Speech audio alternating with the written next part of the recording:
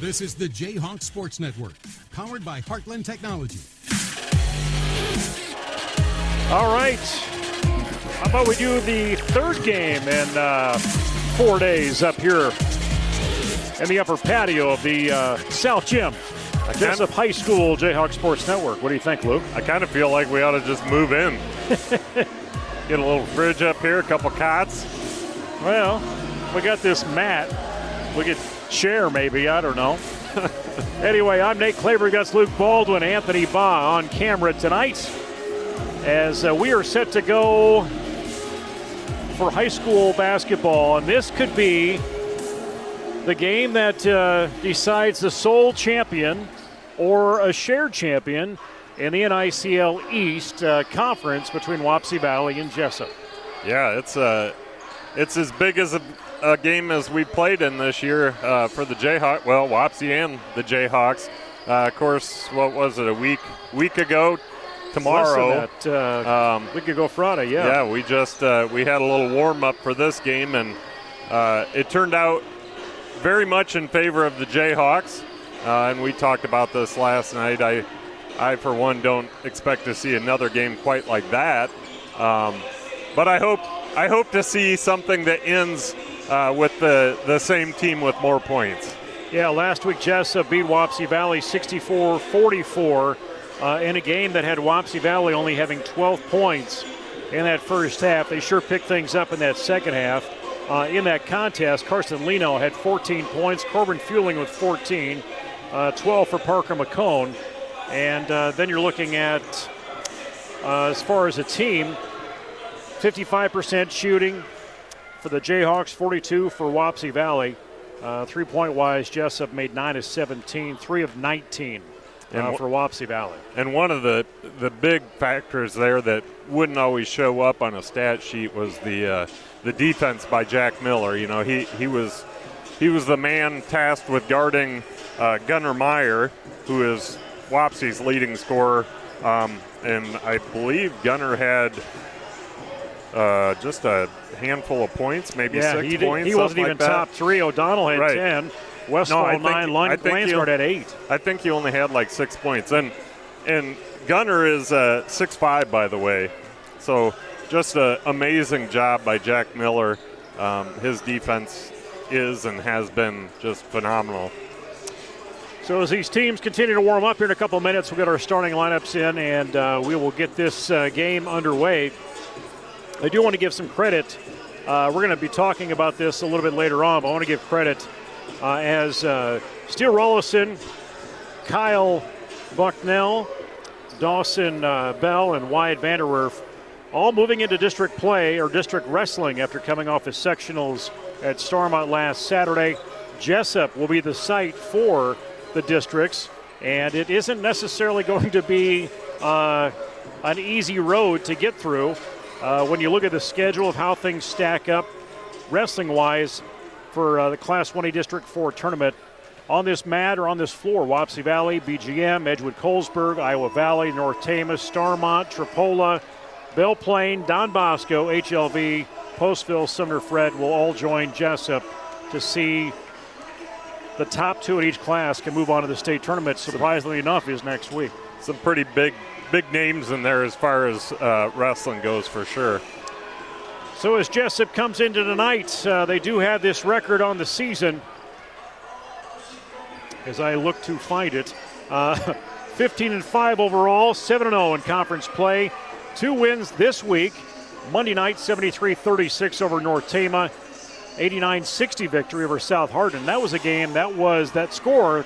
That's not how that game was up until the fourth quarter, yeah. I mean, it was a 1-point game all the way to the fourth period, and then it just it blew open quickly. So Jesup will either see Columbus Catholic or Union coming up 1 week from tonight up at Denver's, where that game will be for as they begin postseason play. Wapsie Valley coming off a win over BCLW 77-10 on Tuesday night. And they actually still have one more conference game as they will play, or I suppose it is interconference game with Columbus. That'll be on the 11th at 7:30. And then they'll play West Central in the first rounds of their playoffs. So we will turn things over as Doug Frush gets the honor for PA tonight.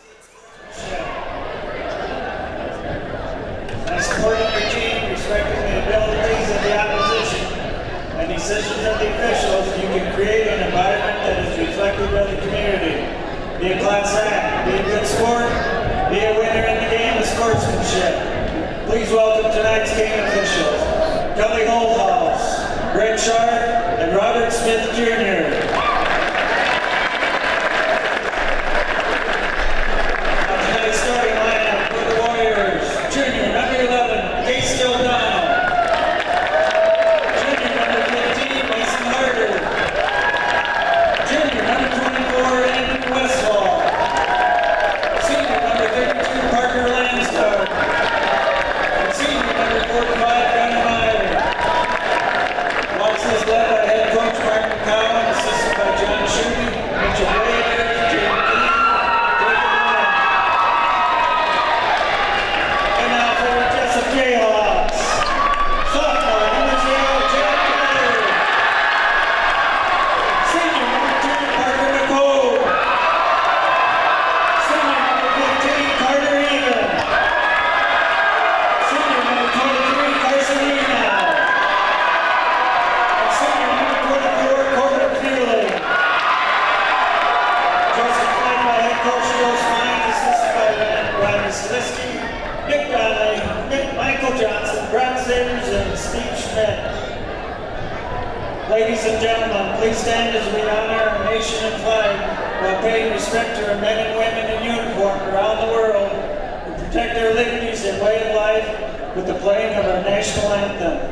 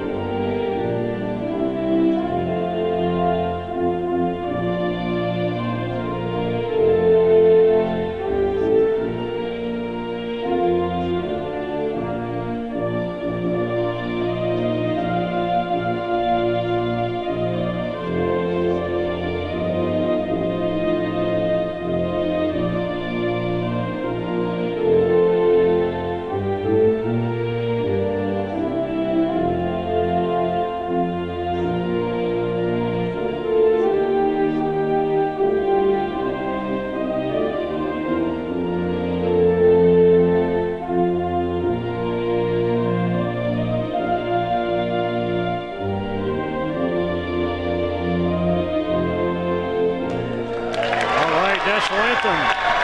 Jesup High School Orchestra. We are set.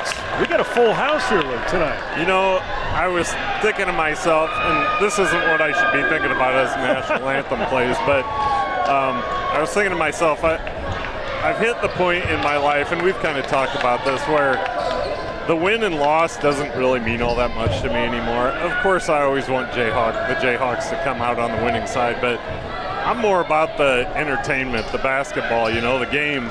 And it doesn't get any better than this for Jesup and Wapsie. I mean, this has always been a great battle. You never know who's going to come out on top in this game. And the best part about it is both fan bases come out in droves to watch. Well, this is going to be one as you see Wapsie Valley get the tip. Now Jesup back with it quickly, and Fueling will take a 10-footer. Comes away. Lenow gets the on board. Jack Miller, is he going to start it up? Not quite yet. Lenow another board. 2 so far as we get the game going. And Jack Miller lights things up with a 3. That'll work. Jesup quickly into a full court man-to-man press. Loose press. It's going to be a very hard-fought game, very intense. These officials are going to have their hands full tonight. The crowd is into it. The student section is into it tonight for sure. Mason Harder down low. Lenow tries to knock that away a little bit. Jack Miller knocked that out of bounds as Meyer tried to get a handle on it. We do see Jack Miller once again manned up against Gunnar Meyer, Wapsie sharpshooter. Gunnar, I believe, heading to Upper Iowa next year to play some basketball for the Peacocks.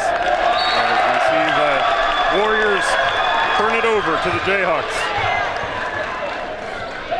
So you get Mackey from AP going to Upper Iowa. You got Meyer going up that way. Yeah, Coach McCown at Upper Iowa has really done a nice job up there. You know, they moved up a class Division or whatever. Yeah. D2. I don't know if that's the right terminology. Yeah, but it really kind of put them in a different. It gave them some different opportunities when they did that. Beautiful campus up there now. Mason Harder going to get dinged by Leno, sending him to the line on the shot. First foul of the night for either team.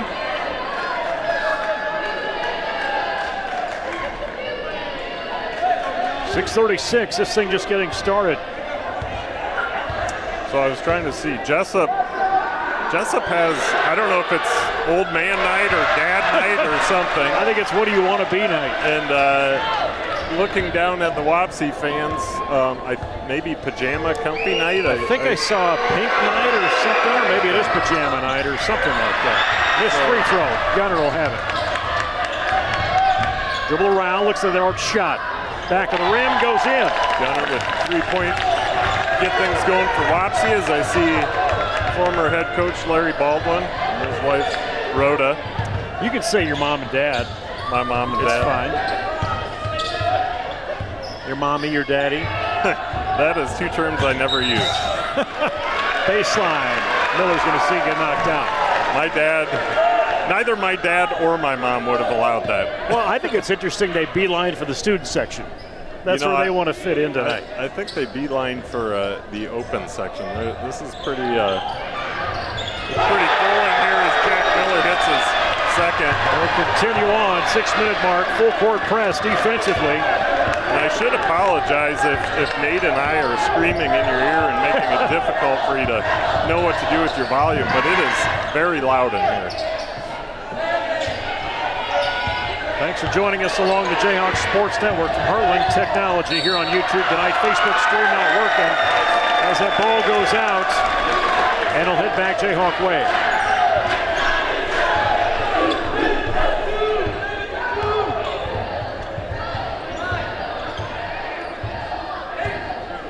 So Jesup brings the ball up slowly, somewhat uncharacteristic of the Jayhawks.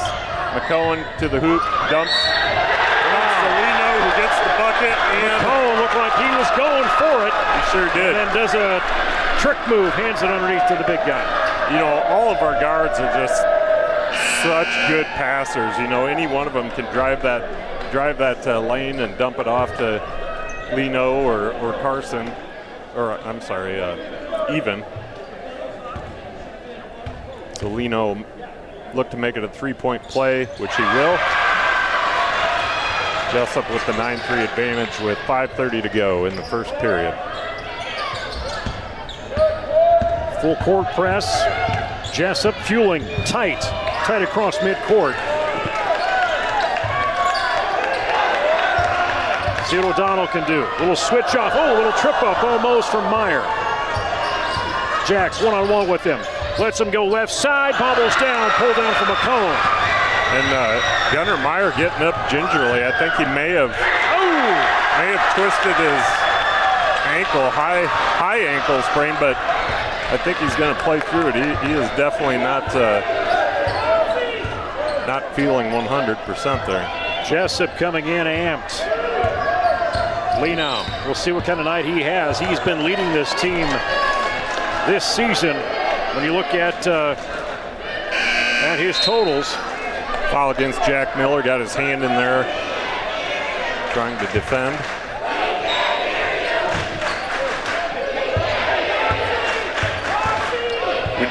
We do have Michael Mann, the second, in. He came in for Gunner. Shot will fall. And Leno averaging 21.4 this season. Corbin Fueling has been sneaking right up there, 17.5, along with Jack Miller. 15 points per game, 40% from the free throw, from the 3-point line. Fueling, little duck under, fadeaway, doesn't fall. 11-6, still Jesup. A little bit of a force there by Fueling.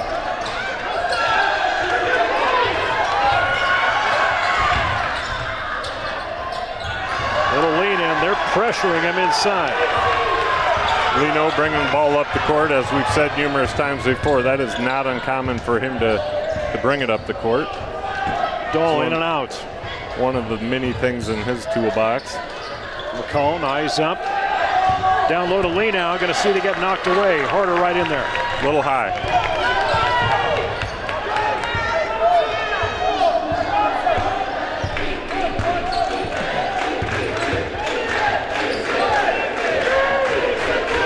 Force him in an arch. Shot, ooh, that's just now rolling in tonight. Lansgard can't get it to go. That's a lucky roll for Jesup because they left him wide open. And here's a complete change from the other night, Luke. We were nothing but arch, it seemed like, on shots on Tuesday night. Now we're going inside. And I love it. Old school basketball. Feed the beast. 7 points now. Leading scorer is Lee now, and then Parker. Parker McCone, get him in the scorebook.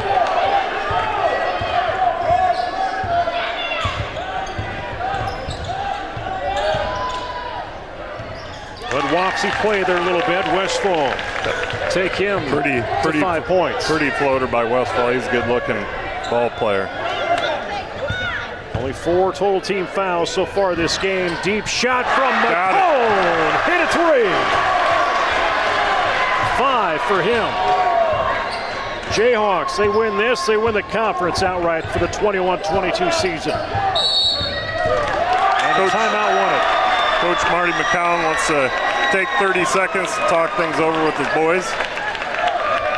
Marty McCown, longtime head coach up at Wapsie, assisted by Coach Schutte, Mitchell Bavers, Jaden Kuth, Jacob Lean, Zach Kuhlman, and Joe Smines, head coach for the Jayhawks, assisted by Nick Donnelly, Mike Johnson, Steve Schmidt, Brock Sabers, Ronnie Selesky, all on that staff. As the Jayhawks, you think back to December, back when we faced Columbus on the road, and then losing to Denver in our second game of the season on this floor. They really hadn't gelled yet. Jack Miller wasn't back in, and they were still trying to figure some things out compared to where they're at now. Absolutely. No matter how this game ends up, this is a completely different Jesup team than anybody saw at the start of the year.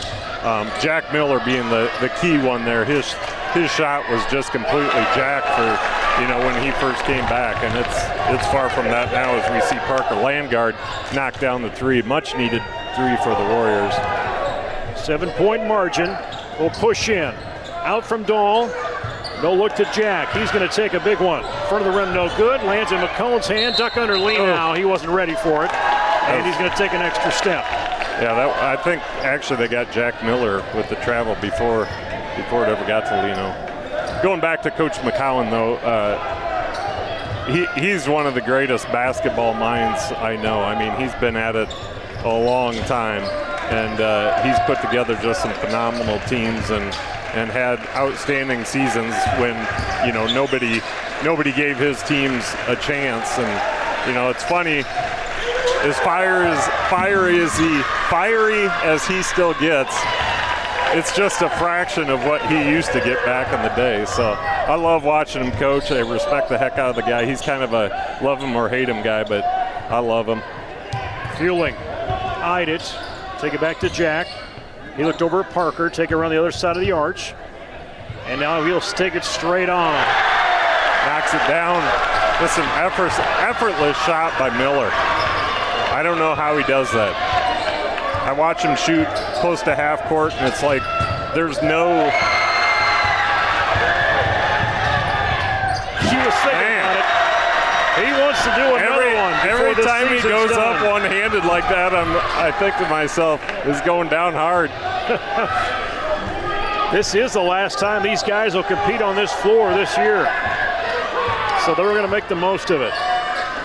Postseason play up at Denver for at least 2 games, and then neutral sites in that district final, and then the sub-state game. Well, and for 4 out of the 5 starters, this is the last time these guys will compete on this floor, period.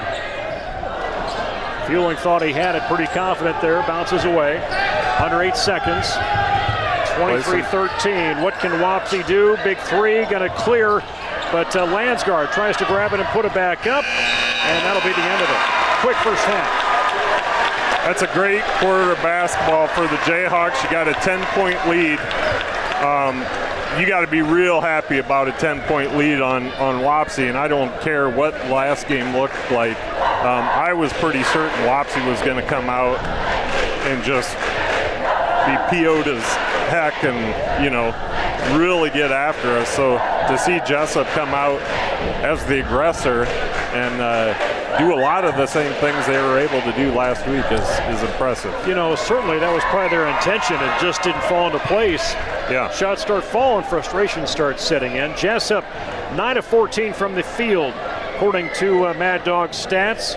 Wapsie Valley 5 of 11, 0 for 2 at the charity stripe, 3 of 5 from the arch. Jesup 4 of 6 from the arch, and now 1 for 1 from that charity stripe. As we'll see what this second quarter brings. One thing that can't go understated is the quickness of our guards is freakish sometimes. I mean, I can't imagine trying to run an offense with those guys, you know, biting at your ankles. Fueling. Fade away out of the break.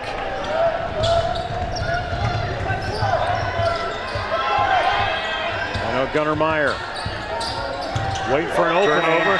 Got confident. And now Miller peers over his shoulder, goes for the hoop. His first two-pointer of the night. A little too much dribbling by Gunnar out there. Got a nice screen set for him. I think he just needs to put it on the floor and go to the hoop. Little lean in. Mason Harder takes that ball up. Nice coverage by Even. Now Meyer trying to get that pick set so he can go right, but there's the Jayhawks. There's nothing there. Look at that.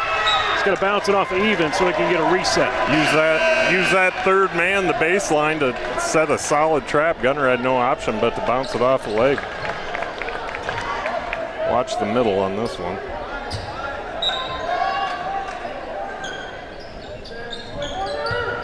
Top of the key.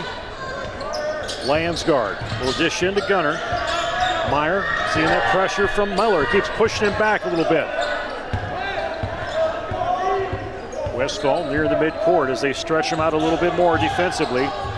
One-on-one coverage, fueling quick on the tail. Over with O'Donnell, and that's going to get loose. Forcing passes, and Parker draws the foul, gets the shot. There you go. The ref even got into that. and that was like a fist bump, man. Maybe I shouldn't have done that. A little regret. Is this guy on the payroll or what? Well, technically, yes. Yeah, you're right. He is on the payroll. So McCone trying to make it a three-point play here for the Jayhawks. Rolls around and out. Oh, rebound for getting it. Right time, right place. He's going to come baseline, met with a double team. Yeah. They're going to see he'll step out of bounds. Tightened up. That was nice defense by Casey O'Donnell, sliding down and forcing Lino had nowhere to go but out of bounds on that. This is the Jayhawks Sports Network from Harlan Technology. Coming up at halftime, we're going to talk about big things happening on March 1st here in Jesup. We'll inform you about something we need help with. That's going to go out. Halftime. Ooh. That's going to travel out of bounds off of Jack Miller. That was a close one though. As Michael Mann back into the game. Michael Mann the second. 5'11" senior guard. I got to get my facts straight here, Nate. I won't hold you to it. Jesup just keeps rolling. Even in the book.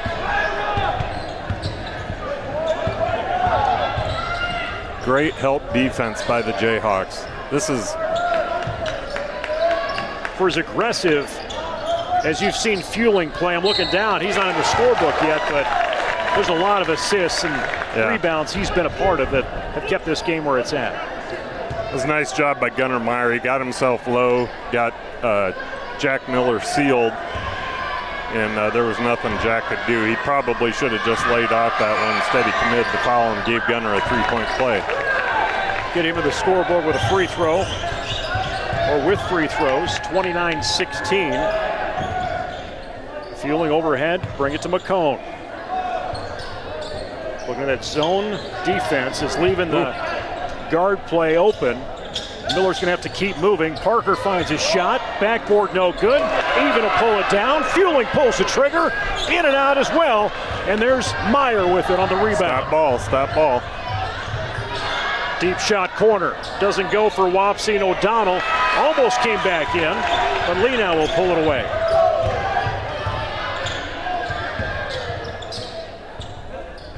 Fueling. Sees a no look over to Carson. Slowing things down here at the 5-minute mark. Lee now takes the three. No one was waiting for that.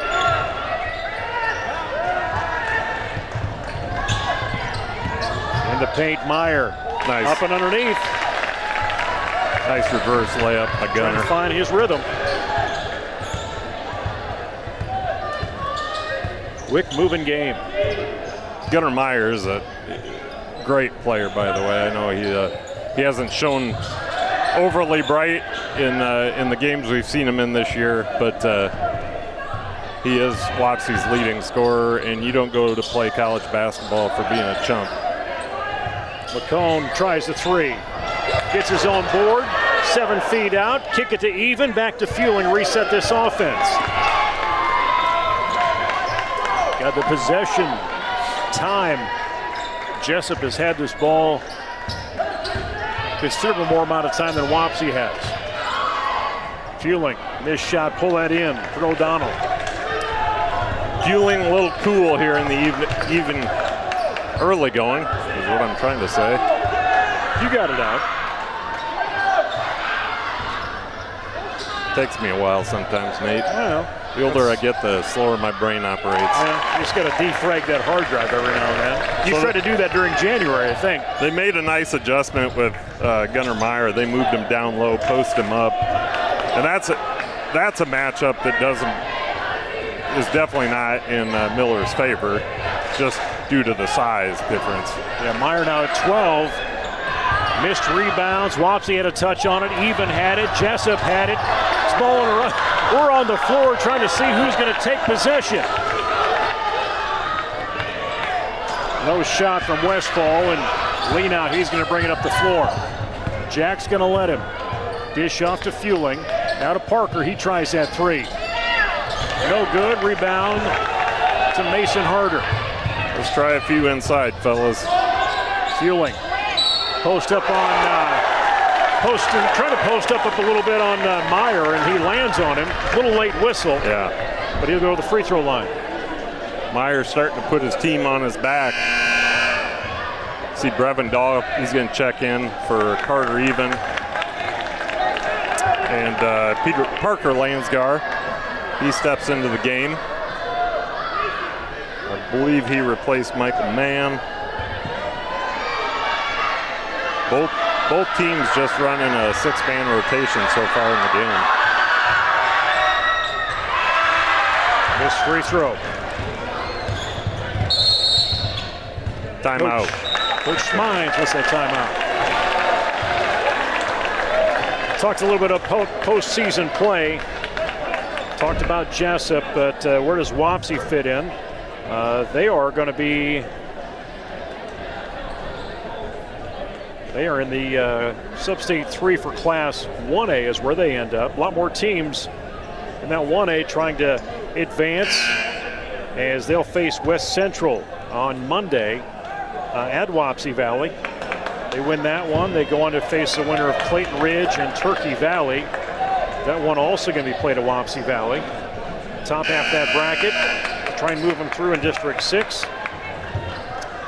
Key and Southwind will play, and Edward Colesburg gets the winner of Central, Elkader, and Starmont. And those two will work their way through District 6 to see who can be the state qualifier. Back out of the timeout with Jesup running the ball around the perimeter.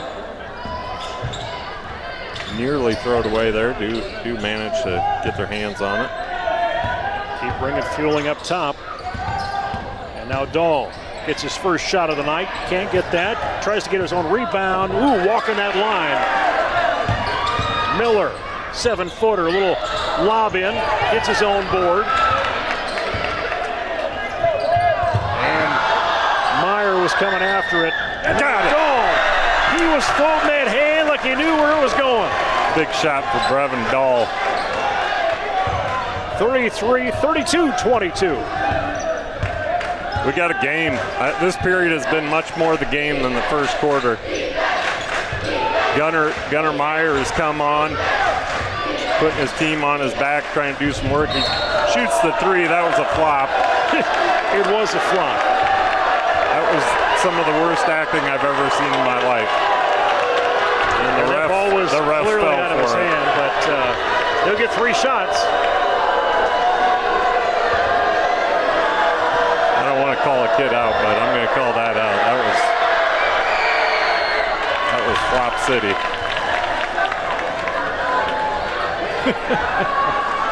threw himself into the defender. That should be a foul against him. They got a good drama program up at Fayette. I don't know. Might be a good. It's a one-man show tonight if they do. Got to be a good option for him. Michael Mann back into the game. He's going to replace Casey O'Donnell. 32-23. Coach Smines wants to make sure he's heard. But there, you know, man, if you can get away with it, go for it. If the refs aren't going to call it, then it's not really a foul. Fueling will get the ball. Deep one from McCone, rims, and there's Meyer with it. Brings it down the floor. Double team, Lee now Fueling. Deep shot coming up from Mann. Got it. Drops in. Michael Mann, the second. Filling it up. 1:10 to go. We got a 4-point game, and this is the game I expected tonight, Nate. Jack Miller, deep three. What goes around comes around. Does. Or what comes around goes around. That was more legit, maybe. Yeah, I'll give that. That was a foul. Not quite what we saw. We'll see what Jack can do on the free throw end of things. And Jack is a 72% free throw shooter, so I was hoping I wasn't going to jinx him there.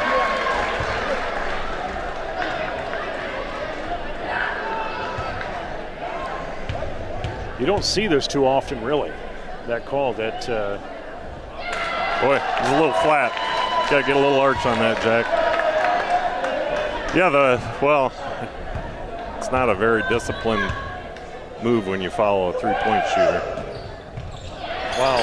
2 in a row for Jack. That is uncharacteristic. Definitely so. Under 60 seconds. Those first half. Those are the kind of shots that come back to haunt you. I feel like we should have recorded you saying Man, in and out, rebound McCone.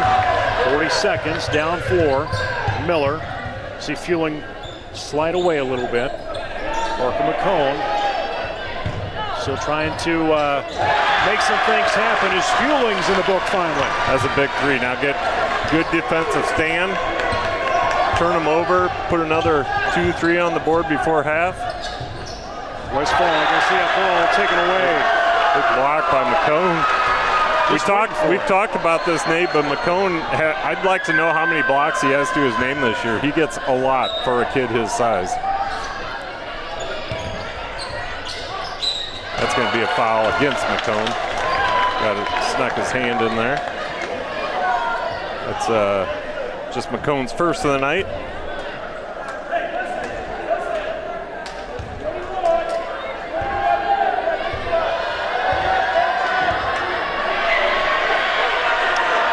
Would you believe he only has 3? But Jack Miller. 3 points? No, 3 blocks. But Jack has 12. That's hard to believe. On the season. I feel like a few of those weren't counted. I would also not believe that. Okay, there we go. We had 0 team fouls for a moment. Now we're up to 6. Way to go, Doug, down there. No, that's not Doug. That's not Doug. Golden down there. That's Fueling down there. He's sleeping on the job. Tricia's not doing a very good job of keeping him in line. That's a tough job, man. That is ice. Give him 6 back-to-back scores for Jesup. Going to the locker room up by 10. Man, for a kid that spent most of the first half pretty cold, that was ice in his veins there. But he was contributing in so many different ways in that first quarter between assists and blocks and things like that. So give credit to Fueling as they're up 39-29, but all-around team effort for the Jayhawks. Yeah, and a great job by the Warriors for coming back in the second period, making this a game. So we are going to get our scoring figured up here. And the cheerleaders, Anthony, is this going to show up on video a little bit or no? Okay. So we're going to cut the audio as we'll come back with scoring and some talk about the bond vote that's happening here on March 1st as the cheerleaders are putting on a display, a light display, here on the Jayhawks Sports Network.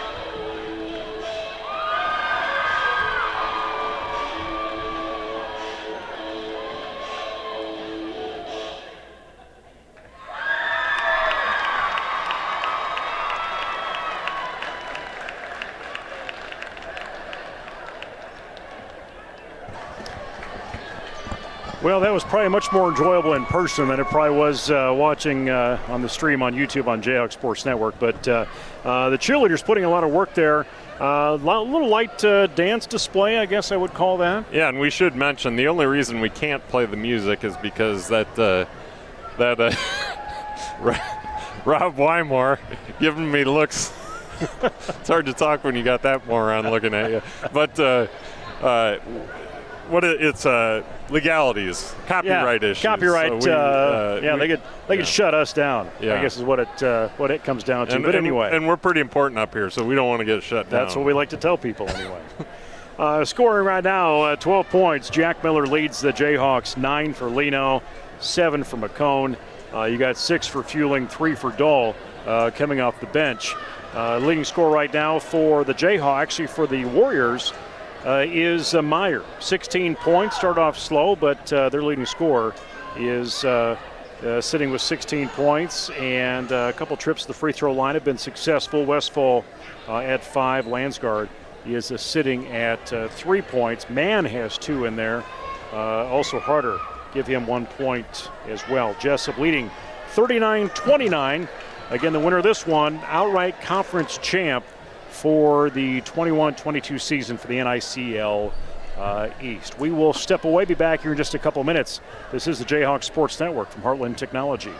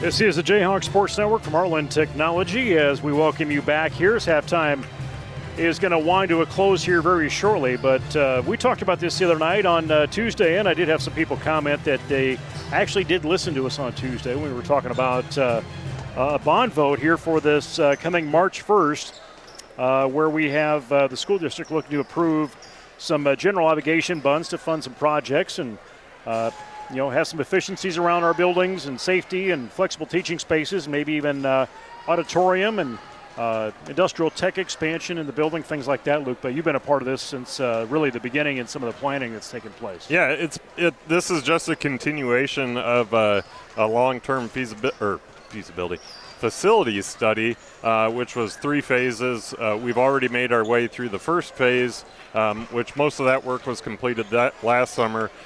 This bond will fund phase 2, which, as you stated, a couple of the biggest pieces of this is that new auditorium, which will finally give our fine arts programs such as band and choir a real place to call home.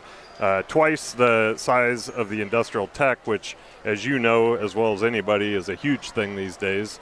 The trade programs. The best part about it, and I try to hammer this home because this is a big deal for any taxpayer. This will not increase your taxes. We have a bond that moved or that expired here recently within this past year. We can bring a new one in its place. And so along with that and the use of save 1% tax dollars, we're able to fund these critical upgrades without any additional tax. Yeah, tax. there's some big items in there like an auditorium and the renovation of the industrial tech building, that type of thing. But there's some things too that you just got to keep facilities going, right? You got to make sure that they're safe. You got to make sure that we keep them in order. And some of these expense items are within that. And I know there was somebody had mentioned about an auditorium of not thinking they need it and why weren't they asked? And it was like, well, this has been going on since 2019. There was plenty of opportunity for public input, and that was the big thing in it. Yeah. Public input was very much involved in how this plan was put together. Yeah, the committee was nearly, probably at one time, close to 40 people, and that was teachers, parents, community leaders, business leaders. So there's been plenty of input. And, as far as that auditorium, some people think, well, that's only going to be for concerts or whatever. No, think of all the things that are currently held in the gym and take up gym space, which can now be moved to an auditorium and free up gym space. So somebody, I don't remember who said it, but they put it very well. It's almost giving us an additional gym because it's giving us so much gym space and gives you some new options of what you could use in a space like that. That was a great play by Carter Even and McCone. Carter Even found McCone at the top of the key. McCone fires it right back to him. Nobody's within a mile of Carter Even. He gets an easy two. Really nice heads-up play by those two. First pass of the second half as fellas. we get back into action after talking about that. There's more available, I think, on our school website if you want information. And the next month, you're going to hear all sorts of stuff about that over the next few weeks. And vote on March 1st. Yeah, but one thing to remember, March, that's what I was just going to say. March 1st is when we encourage you to go out and vote yes. This is your kids, your grandkids, your friends' kids, and not just today, but for years to come. Or even the school that you went through, and just to take pride in the community, and that's what draws people to Jesup and keeps people in Jesup. And remember, is that building. And remember, somebody did it for you when you were young. Harder underneath off the board. He'll get in his second, actually his first field goal of the night, I believe. As actually his second one, he takes him to 5 points. Jack Miller double teamed as that's going to be we're out. Starting to see some of the adjustments that both these coaches made at halftime. Yeah, a little stiffer defense by the Warriors. Gunnar Meyer got his hands in that one. Deflects it out of bounds. It'll stick with the Jayhawks as we see Coach Marty McCount. Man, I got marbles in my mouth tonight. You're at a high elevation, so the air's thinner up here. I thought about having a refreshment when I get home, but I haven't had any before the game. McCone, right side. That was true. That was true from the release. Take him to 10 points. He's the second Jayhawk in double numbers. What you don't want to see is any drop in intensity by the Jayhawks coming into the second half. That can happen when you have a big first half with a lot of emotion. You can come out a little flat in the second. Meyer took that inside and just kind of had his eye on a couple Jayhawk players to see if they were coming after him, and they let him do it. It was timeout call. Pretty wise move by the Jayhawk defenders to let that one go, because that was only going to result in a 3-point play. 19 points for Meyer, leading scorer for Jesup. Jack Miller sitting with 12 points. Did talk about postseason play for Wapsie, but in Class 2A Sub-State 4 is where Jesup will live. Union will be the site for Union and Columbus to face off. The winner of that one will travel up to Denver to play the Jayhawks on the 17th. Top side of that, New Hampton and Sumner Fred. The winner of that one goes on to play Denver, also at Denver on the 17th. And whoever comes out of that, it'll be a neutral site on the 22nd to see who goes on to play in that sub-state final. Parker McCone back at the point guard position after Fueling brought the ball up for the Jayhawks. Shot up from McCone, no good off the rim. They're going to chase for it, and Even goes towards the my God! Oh my God! Oh my God! Oh wow! Unbelievable! I got to watch it here. I thought when he threw that, I'm like, that's right on the hoop, and it went in. He saved it. Let's see. Just watching the replay. Save out of here. He was out of bounds. He was in. He was in. That is in. It was in. Are they calling it good? It was in. And then a turnover? Is that what's happening? It's in. It's in. We can go to the tape. How's that? Did they count it? It's 3. That's in. It's in.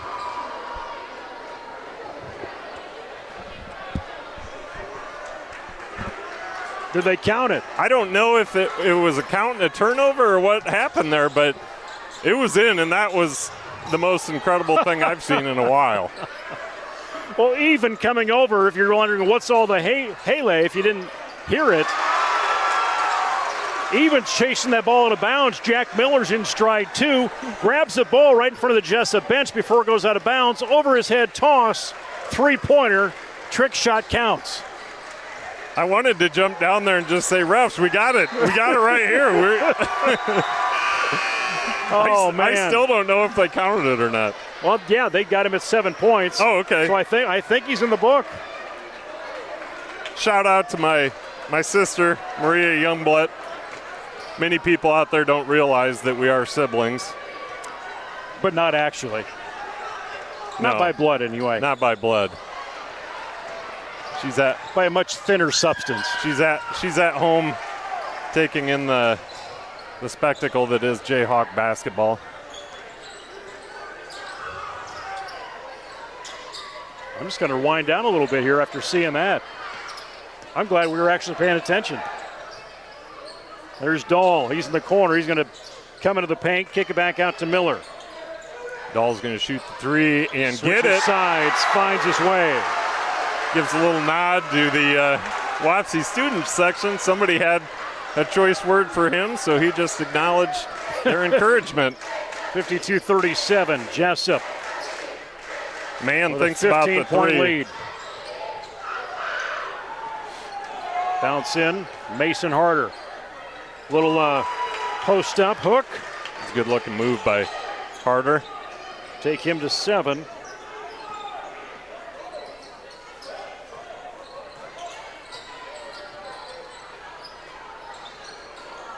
Missed shot, Wapsie Valley take it back their way. That's a huge return if you make that shot, but it's a pretty big loss to miss it too, because you didn't really give yourself time to set up any sort of an offense.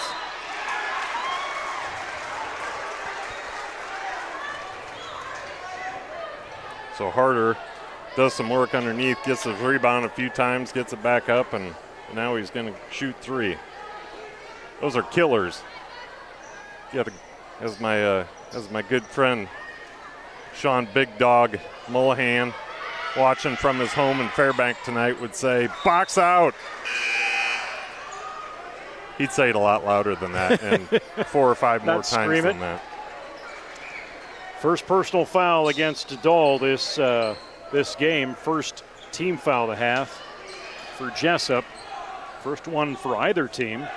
And McCone takes his time coming across midcourt. Dish into Lee now. Nice pass. Top of the board goes in. I also got to give a shout out to the second half of a couple of my favorite twins, Bailey Mullahan. Certainly watching this game with the dad at home. Got to chat with their sisters,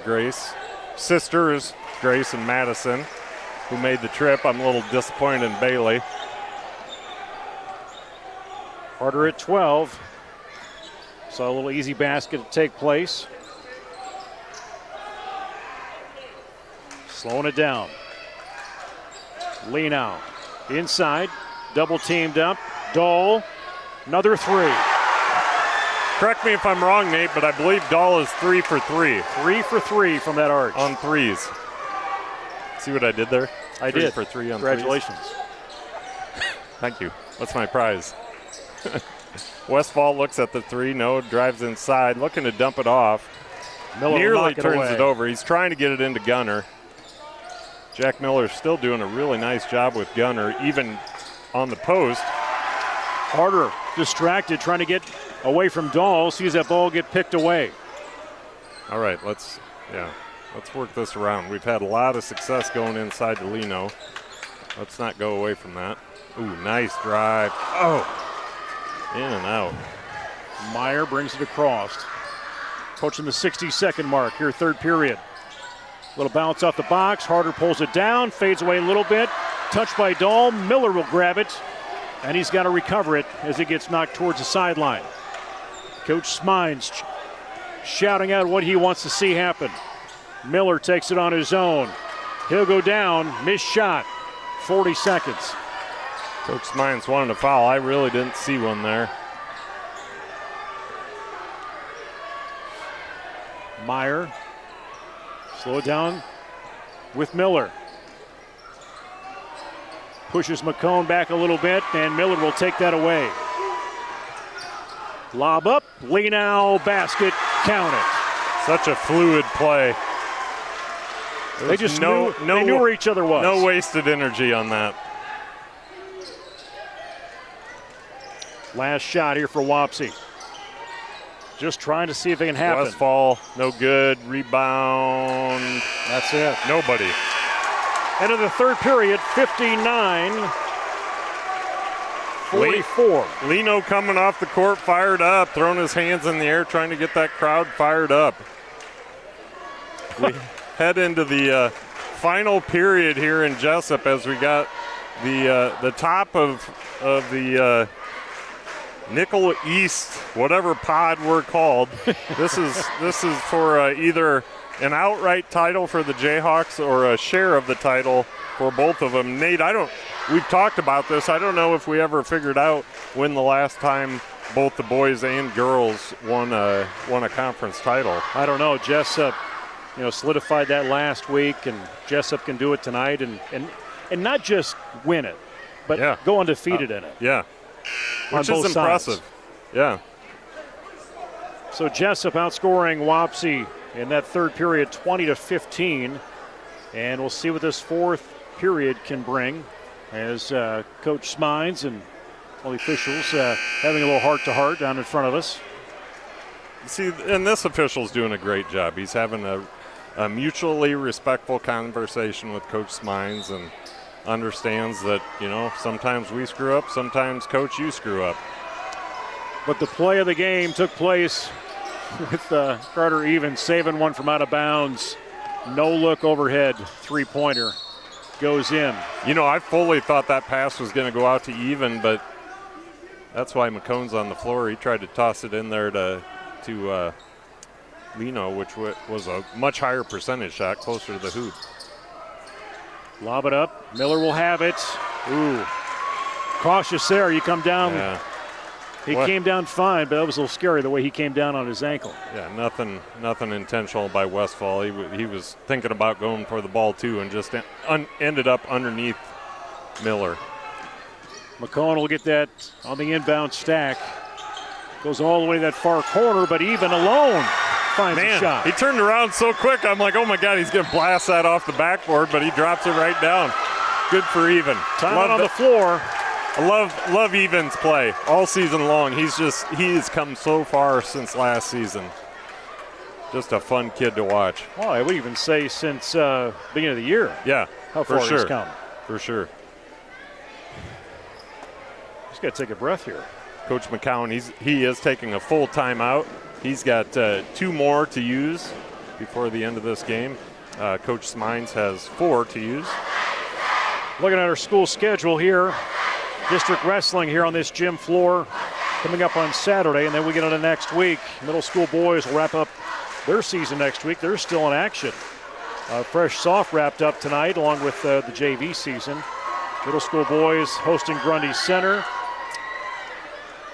They'll host Denver on Tuesday. Girls will have varsity girls will be here at home to face either Hudson or Columbus, and we're still getting clarification if we're going to have that for you on the Jayhawks Sports Network or not.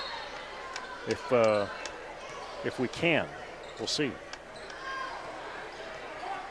We will certainly put that information out via Facebook or other when the decision is made. That's a pretty shot by Casey O'Donnell. Nothing but net. and really an important one for the Warriors as they were starting to get themselves in a little bit of a hole here. Wapsie Valley, 53% shooting so far. Jesup right in there as well, 52%. And again, look, Luke, you talked about early on 23-13 to start this game, and then Wapsies keep picking back, and it's not done yet. Down by 14. Coach That's Smine's going to take a 30-second timeout now. I think I know where you're going with this, Nate. That 14 points is nothing, especially when you're playing a Coach McCowan coached team, because he can fire his kids up in a heartbeat. And I've never known a Wapsie Valley team that can't knock a string of three-pointers down and cut a 14-point lead to a 3-point lead in no time flat. I guess that'd be probably a 2-point lead if it was all three-pointers. Coach McCowan trying to get his own clarification on some reffing calls now. I think one of his players was a little confused on one of the plays. Jack probably could have got a call on the foul there too. He got whacked in the head by Westfall that time, but good no call. I got even no by problem with himself that. on that block. Ball's loose, and Westfall tries to get it, but nice recovery by McCone. Jack Miller rolls it off. Leanow can't pull it down underneath.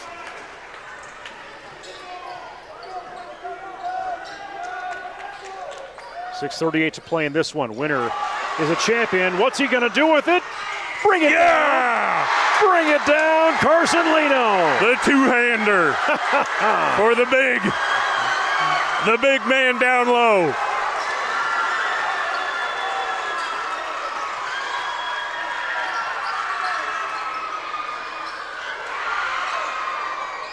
Gunnar Meyer with the response. Not quite as emphatic, but a crowd silencer nonetheless. Even, all alone right side. Little high in the pass. Oh, that's Jesup. That's Jesup ball. Yes. Jack Miller. What a play by Jack Miller. Tosses it off. I believe that was Michael Mann who was chasing the ball out of bounds after Jack Miller. Well, that's what I wonder if it was going to be over and back or they're not. Gonna touch the turn it. Yeah. I think you're right, Nate.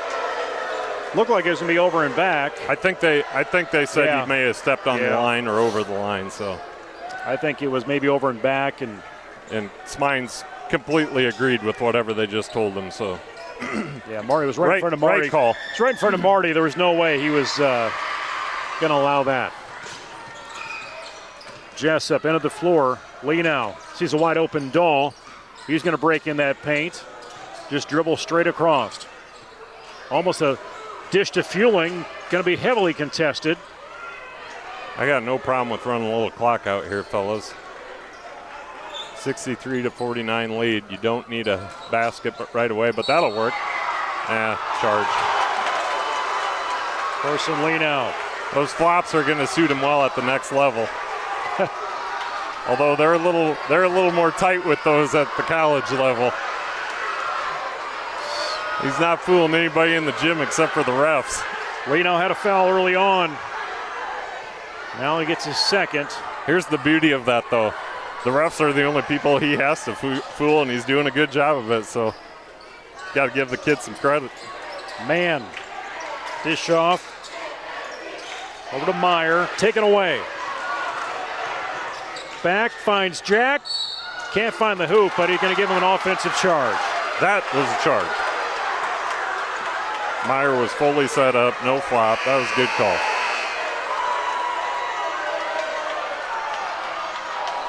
I think. I don't know. So O'Donnell will have the inbound. And Westfall to bring that ball at the floor. Yeah, that was a good call. Charge. He was set. Come right side. Westfall underneath Mason Harder, and he finds a way to get it in. Yeah, here's the curious thing about Harder. I'm not sure anybody would guess this. I certainly wouldn't from up here because our perspective's all jacked up. He's 6'7". And he's just a junior. Yeah.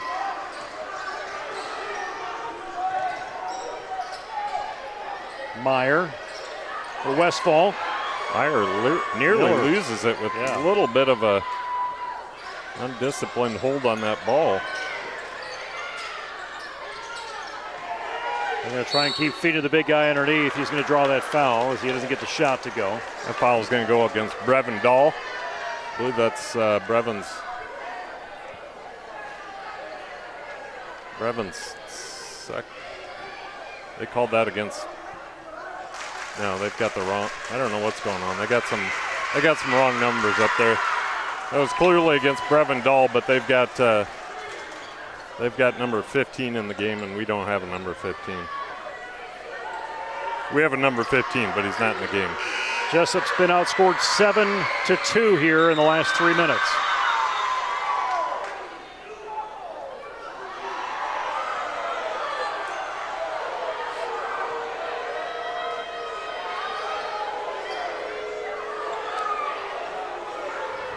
Did they wave that off? I'm not sure what happened there. Carter go for that second free throw. Michael Mann is going to check in. He's going to replace Casey O'Donnell. I stand corrected. Casey O'Donnell will stay in the game as Parker Lansgard takes a seat for the Warriors. Jack Miller going to get it taken away. They're trying to force it to McCone. Miller comes back and says, no, I want it back. McCone hammers it, but he also draws the foul as he's trying to get that one back.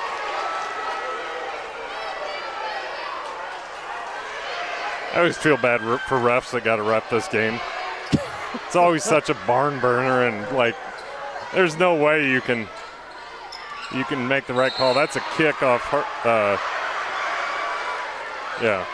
Harder.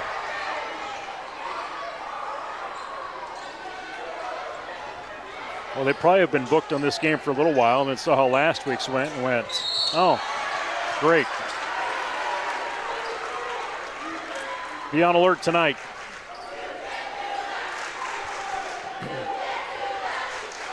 That foul against Andrew Westfall. That's Westfall's third foul and just third team foul for the Warriors.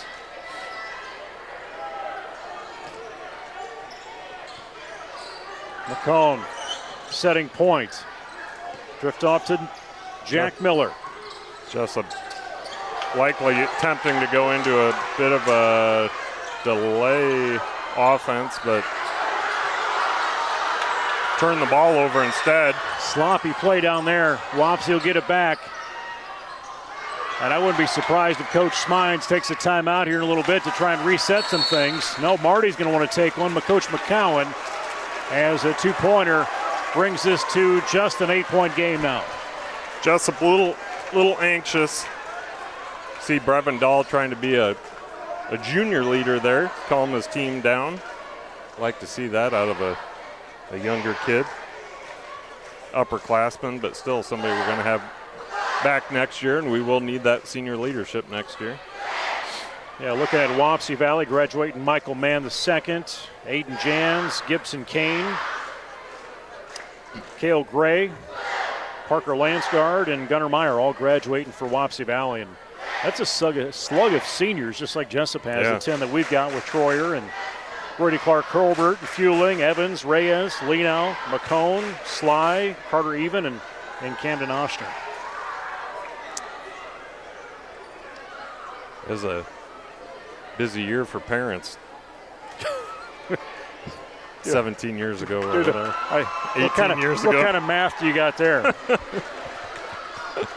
I suppose that's like, that's past September 11th stuff, I guess. Quite a year for parents. At least around here anyway. Or boys. Must have been a bad winter. A lot of snow. Cold temperatures. It's a foul against Mann on the far side there. So I don't know if these are a little intentional by the Warriors, trying to get themselves closer to that. Probably trying to get themselves closer to the bonus situation in case they have to turn to that late in the game. Lee now, he's going to get fouled, gets a shot to go in. He is fired up, man. Lee now is one of those guys that he doesn't bring out that, that monster face very often, but when he does, I love it. Proud moment for you down on the floor over there. Yeah. Your oldest rallying the crowd with her fanny pack, looking like her dad. Do you see what's on that? It's looks like a big hairy beer gut.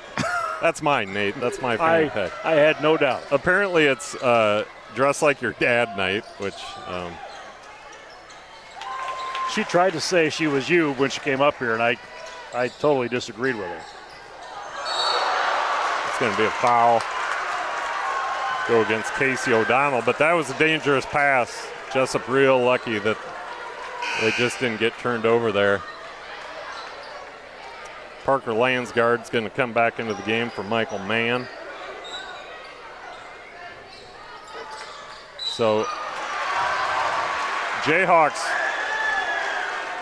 have only rotated 6 guys this entire game, while the Warriors have rotated just 7. So that tells you a little something about how highly contested this game is. This is this is one of those bragging rights games, which is great. I mean, I talk about bragging in a very fun and competitive and great way. Take McCone to 11 points with that free throw. Big. These are big. Jesup again in that bonus. Wapsie Valley just shy of it yet. Gets second. So Jesup dropping right back into a half-court defense. Don't want to get burnt on a fast break.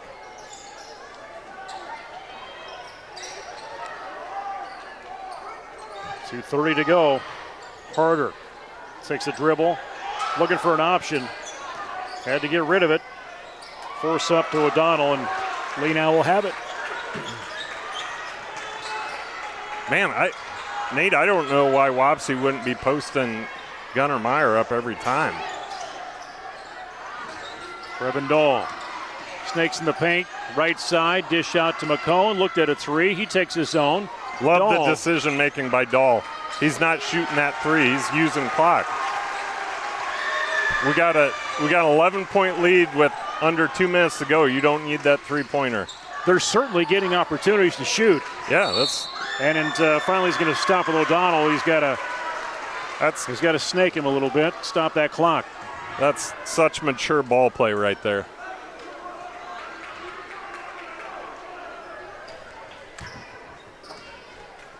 Very mature.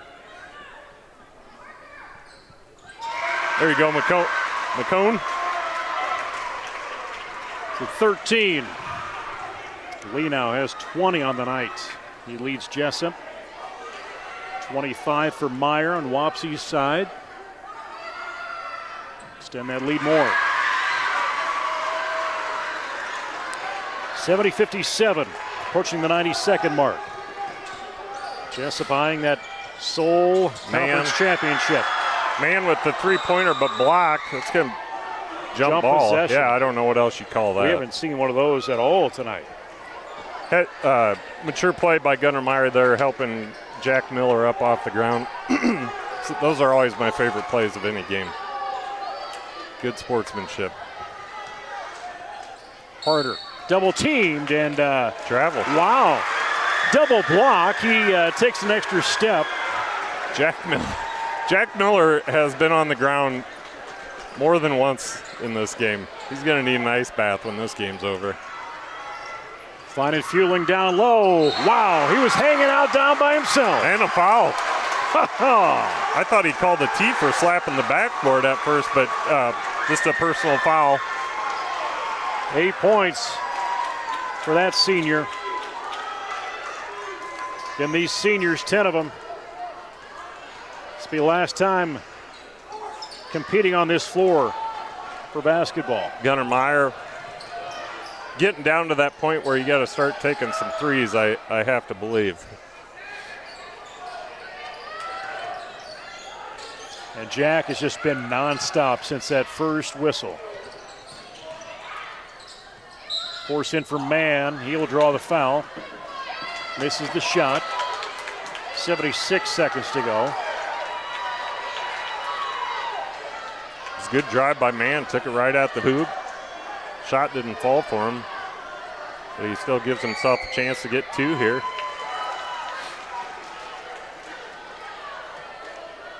See if he can make this a 13-point lead with a $1:11 to play. And that's still, 13 points is still more than surmountable. Mann at 5.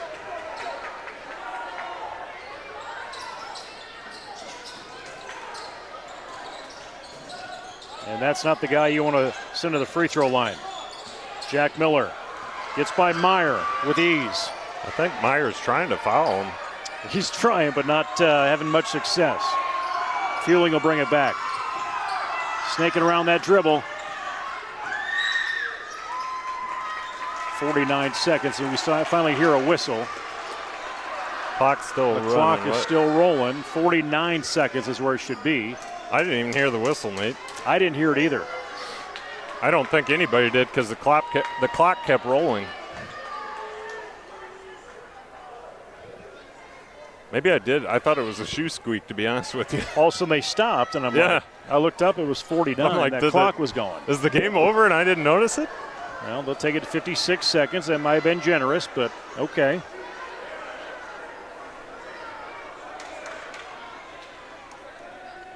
Brevin Dole to the free throw line. Dole just a junior, and he has been the only Jayhawk to come off the bench tonight. I think Marty got him to sneak a few extra seconds on there. I think he did too. He's got some pull with the officials. I'm okay with it. You've been at it that long. You should have a little pull.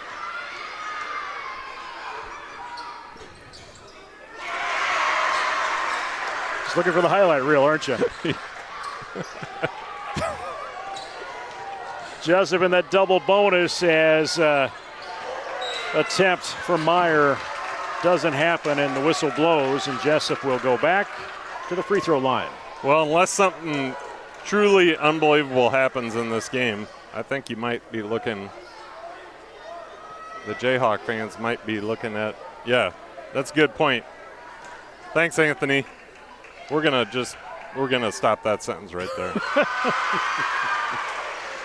McCone with a free throw in. Take him to 15 total tonight. We've got 4 players in double digits. Automatic for him.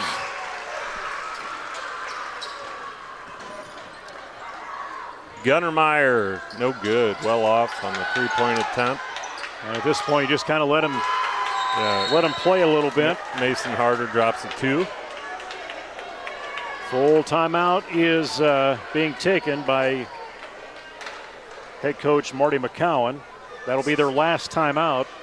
61-76. As for the Jayhawks, they just need to play under control, disciplined defense, don't make stupid fouls, certainly don't foul the 3-point shooter, and then more importantly, make your foul shots. And we talk again, can't get enough. This we're looking at boy-girl undefeated conference seasons here in the new pod system, if you will, the NICL East, which makes up Jesup, Wapsie, Union, Sumner, Fred, and Owine. But doing it in an undefeated fashion from the girls' side of things and also from the boys' side of things as we head into postseason play 1 week from tonight. It's really pretty impressive. Would you have thought the boys would be in this position? I thought maybe towards the top, but yeah. You know, how they came together and really started gelling. You know, Jack Miller came out of surgery, 2-3 games, he struggled, and then he found his rhythm. And it kind of brought this team together. Everybody else started stepping up. You know, you look down on that floor, you know, Brady Reyes, he started the season in place of Jack. Yeah. And moved things along. And I really am a firm believer that they're winning games obviously they can score. They've been able to score pretty much all season, but they're winning games with defense right now. This is 2 games in a row where Wapsie, they haven't had an answer for the speed of our guards. 14 points, Jack Miller, under 30 seconds to play in this one. Close to a championship. And they'll just let Meyer take it to the hoop and take him up to 27 points on the game. I think that was, foul. Okay. I thought he dribbled out of bounds. Yeah, I don't know if he had stepped out.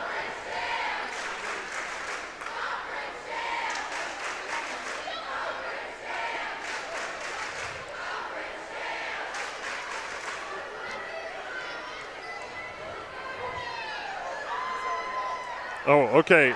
Anthony says I can say it now. Barring something exceptionally unbelievable, I think the Jayhawk fans are looking at their own conference champs here. So you're waiting Anthony's permission to let that happen. And there you have it, folks. 80-63. Just going to let that sink in for a little bit.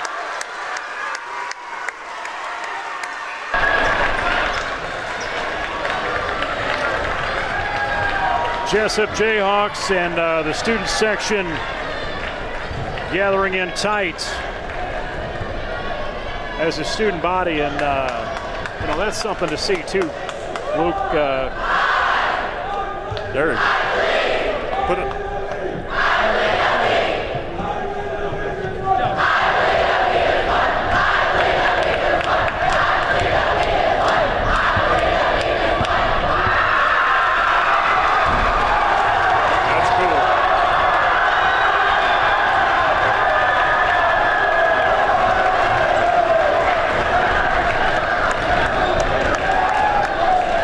The Jayhawks win a championship here in the NICL East as they go to 8-0 in conference play and 16-5 overall, and going into next Thursday up at the Cyclone Center in Denver to face either Columbus Catholic or Union Community. Leading scorer for Denver tonight, 25 points for Meyer, 16 for Harder. Leno has 20.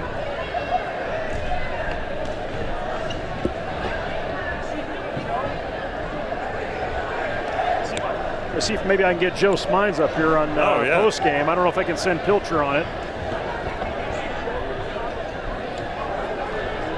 Do it. Let's get him at the girls' game. We're not going to have anybody left if we wait for him. Well, if they maybe no, I don't know. Otherwise, I'll catch him afterwards and we'll post it later on. Yeah. But leading scorer Meyer with 25 points, 16 for Harder. You got 5 for Westfall, 5 for O'Donnell and Mann on the Jesup side of things. Across the board, really, Luke, when you look at how scoring went. 20 points for Leno. McCohen at 18. He snuck up and built up that total here in the second half. 14 for Miller. You've got Dahl off the bench. He had 3 3-pointers in a row and ended up with 11 points, 9 for Fueling, and then even he's got 9 points with that trick 3-pointer he had just as we got into the second half. I'd already forgotten about that. I do want to give a shout out to the Wapsie Valley Warriors on a really good season. You mentioned earlier. They've got a ton of seniors graduating this year, just like the Jayhawks do, and I'm sure they're not feeling great about this game tonight. But really impressive season. Always fun to have them over here. Always fun to go there. A ton of respect for Coach McCowan and the job he does over there. But all that said, I'm pretty jazzed about our Jayhawk victory. Still can't talk, Nate. Still can't get it out of my mouth. But conference champs, both girls and boys. Well, love it. Let's go back to before we tip things off, and you made the comment about it's not about the winning, or that you're over the winning. Yeah, it's fun to win. Yeah. But tonight, the atmosphere, how it cultivated or culminated. Yeah. That's something these kids are going to remember no matter if you're playing on the floor or watching in the stands. And you know what we saw just a minute ago with the student body coming out and doing that cheer, and then the fans coming over I'm sorry, not the fans, the team coming over and joining in that. I mean, that's what it's all about. You remember that even when you're old and it doesn't matter anymore. You still remember that. You have that great memory. Definitely so. I think I'm just wanting to see if Joe will show up, but otherwise we still have a fair amount of people watching on Facebook or on YouTube right now. But we will have our next broadcast maybe next week for the girls' game. We'll see if Anthony can fly under the radar and get approval or however he needs to do that. At very least, we'll probably have audio. Or ask for forgiveness might be what it turns out to be. Well, I think we just have to have student. Yeah, we've got produced, right? Well, those students. Oh, there he is. Here he comes. Those students that come up. The students that come up here to help in our broadcast throughout the season, we couldn't do it without them. All those students that make their way up here. Exactly. Anthony they are in charge of most of that. Yeah, this is a student-produced presentation. Yeah, it most certainly is. As we'll bring head coach Joe Smines up here, and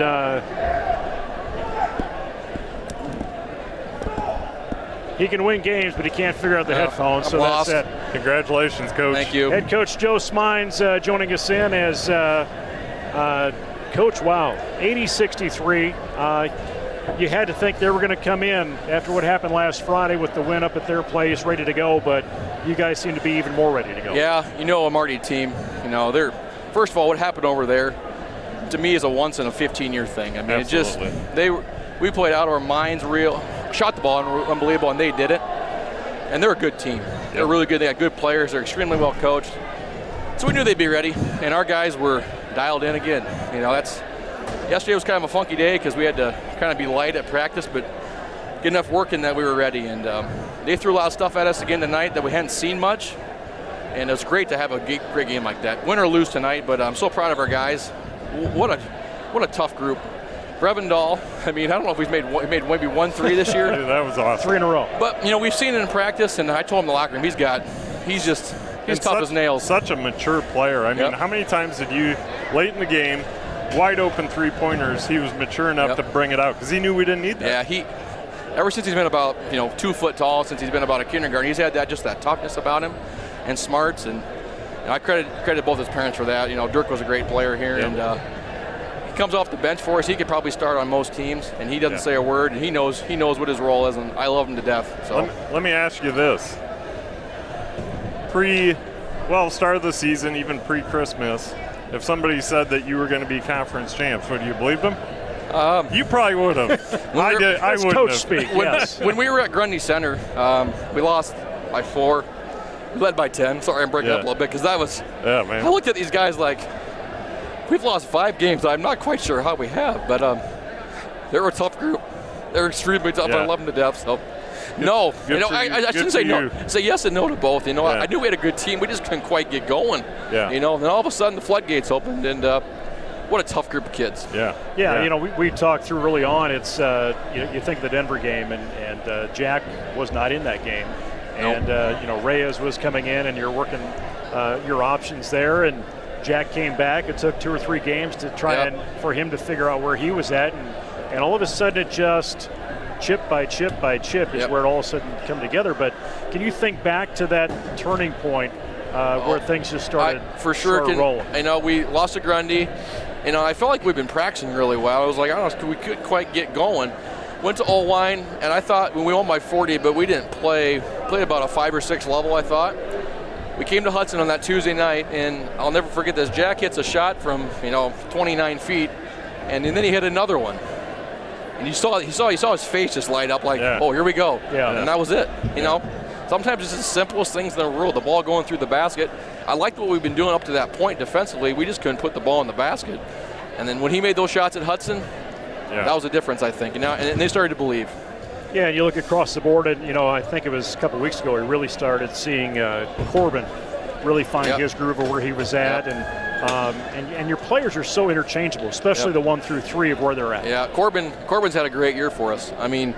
That guy is a sophomore. He brought him to varsity, and he played a lot. And last year he came off the bench and had kind of a hard time finding the role. And that guy works his butt off. He's in here all the time. He's in here at nights, always shooting. The best thing about Corbin this year has been his defense. Yeah. He's been a tremendous job on the defensive end of the floor.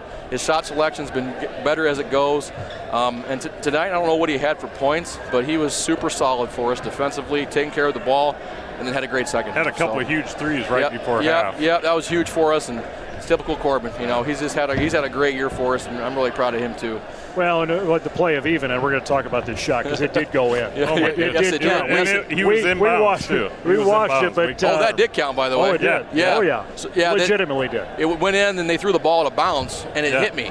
That's what they were discussing. Okay. So, Yeah, we weren't sure. They went in, and they threw it in, and the guy lost it, and he actually hit me, and I was standing out of bounds. That's what the discussion was about. So the basket did count, yes. But when you look at, there's Mad Dog. He's got to give you some high five as things happen down on the floor. But you look at even. Yep. Even. Can I say that twice? Bad Dog's got he had the one finger up walking out the door. he loves Marty. But he started finding his groove here in the last couple of weeks too, and even tonight, it's like I think it was even last week or week before. It was all of a sudden he was there. Yep. It was like he was in the place that no one expected him to be, and he would score or get the outlet. I tell you what, another kid that played a little bit sparingly last year had a hard time finding his confidence. The guys, our team has done a tremendous job with him. Carter will tell you this, he gets hard down on himself quickly and hard. The guys have been so good with him this year, keeping him pumped up, keeping positive with him, staying with him. And we kind of saw him over Christmas break turn a corner for us, and he's done a really, really, really good job. He's been my favorite player. Yeah, Carson's sees a lot of attention, obviously, and he's been solid. He was really good. I think he had 9 tonight again, and he's been huge for us in the second half of the year. Yeah, he got 20. Got his. Do we count that as his second dunk of the year? Legitimate, or are we going to give him 3 total? Ooh, he had one on the line. Okay, he did pull it down. That's 3 legit, yeah. We always wonder when he's going down, what's he thinking? It's kind of one makes it happen. It's kind of one of those things like in that game, you're like, just lay it up. But he had a little pop to the step tonight, and that sucker was down, Luke Baldwin style. Yeah, right. That's exactly what I thought. Hey, Coach, I do want to say, as a coach, you're always going to give all the credit to the players, as you should. Absolutely. And they had a phenomenal season. But I want to give a ton of credit to you and your coaching staff. And if anybody out there ever questions the passion and the love that goes into coaching and the love that a coach has for his players or her players, absolutely. If you saw the tears in Joe's eyes and the emotion in his voice a bit ago, that pretty much says it all. So congratulations to you, Coach. We're fortunate to have you here. Thank you. I appreciate those kind words about our program. It's a player's game and always will be a player's game, but we have a great staff. I mean, we've been together for my 7th year as head coach. Been together for basically 10 years together, all of us. Mike came in a little bit later, but what a great staff. Steve Schmidt's been here for 10 years. Just does a tremendous job. It's nice to have Nick, obviously, on the bench as a former head coach. So it's totally a group effort for us. But like I said, it comes down to the players. It's a players' game. These guys have worked their butts off their whole career, especially the last couple of years. So I'm really proud of them, proud of our staff, and proud of the Jesup basketball program for getting a conference title and playing well at the end of the year here. Yeah, we were trying. Do you know when the last time both girls and boys have won outright? Well, this is the first girls 5-on-5 conference championship. Okay. So I think it was '93 the girls won it, and I'm not sure about the boys. I guess we could have looked at the banners. Yeah, maybe. We did some math. We won it in '93. Yeah, you did? Yeah. Okay, then that was it then. Okay. Yep. I guess I should have known that. Yeah, that was the Tri-Rivers. Yep. So, I don't know who's coaching the girls. Probably Gillespie, maybe? Or was it not Gillespie at that time? I'm not sure about that. That was still 6-on-6. Yes, it was. I think that was Gillespie. Okay. Yeah. So as far as first conference champ, give Coach Jordan Conrad credit there for the 5-on-5 game. And Joe, it's been nonstop here this month and end of January, and now you don't have a game for a week, but now it's scout time to see who you're going to face and how it's going to be between Columbus and Hudson. Somebody asked me, you look worn out. I said, well, geez, we've 3 games this week. We had all conference meeting last night. So, it's good to win tonight. And the guys will have a couple days off here now, and we'll probably kick it back up on Sunday again. So we get ready for whoever we play. we're excited though. So they'll play on Monday, come back, and you'll play on Thursday. Correct. And that'll be up at Denver. I think you get the early game. No, they changed that. We're the late game. Oh, you're the late game now. They switched that around. Yep. And then come out of that and see what happens. That's right. Appreciate you guys' coverage all year, so it's been awesome as usual. It's been our pleasure. Yep, good stuff. Boys and girls, great year. Yeah, absolutely. And good luck to the wrestlers on Saturday. Got 4 going on to be on this floor, and great winter season. And I guess from your perspective, Joe, you're a teacher, you're AD, you're a coach here. Student section tonight. How about that? They were ramped up tonight, weren't they? They were full force, and they were raring to go. We had little kids up top, I think. I think I saw some junior high kids up there. But coming down at the end, rallying together, and then your guys going out there to meet them. Yeah, the guys like, can we go? I said, absolutely. Those are your friends. You probably got them there, so they should be over there. So that's what it's all about. That's what high school sports are all about. Memories made, Joe. Thanks for coming up. Thanks, Congratulations. Guys. I appreciate it. Head coach Joe Smines on a championship win for the Jayhawks as they move on to postseason play. And as we said, it'll be up at the Denver Cyclone Center coming up on Thursday next week. I think just kind of taking it all in right now, Luke. It's something to be a part of. Yeah, it's really cool to see the emotion in his voice and on his face. I mean, that speaks volumes. I don't need to say anything else about it. It's a cool moment.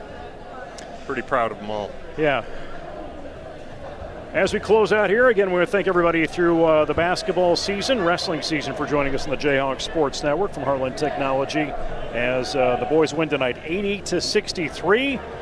Keep watching our Facebook page as we'll let you know as far as our broadcast schedule for any postseason games that we're going to have beginning next week. Again, appreciate Anthony Baugh, who organizes all the technology and everything else along with the network.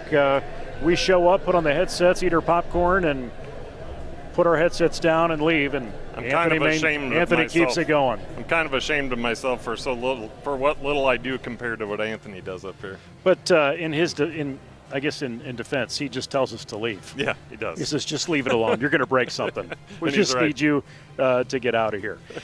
Anyway, for Luke Baldwin and our on-site producer, Anthony Baugh, and also all season, Eric Clark has been on camera a lot of the times. We appreciate his contribution for the Jayhawks Sports Network team, and also for Tony Lang, our executive producer on the network from Heartland Technology. I'm Nate Clayberg. Final score again, 80-63. Jesup wins the NICL East undefeated at 8-0. They'll go on to a regular season total right now of 16-5. You can watch this game again on replay, as well as other previous athletic events on the video section on Facebook or on our YouTube channel. This is the Jayhawks Sports Network from Heartland Technology. Music courtesy of bensound.com. Go Jayhawks, and good night.